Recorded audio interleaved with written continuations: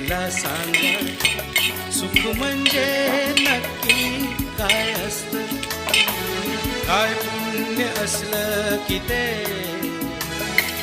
घर बसल्या मिळतं. त्याच्यामध्ये मिरची घेतली, शेंगदाणे घेतले आणि लसूण घेतलं. मला सांगा शेंगदाण्यासाठी घेतलं, ते जास्त तिखट नाही लागून म्हणून शेंगदाणे घेतलं.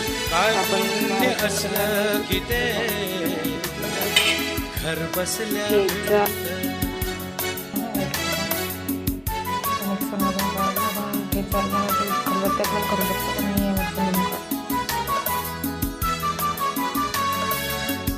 टाकायचं.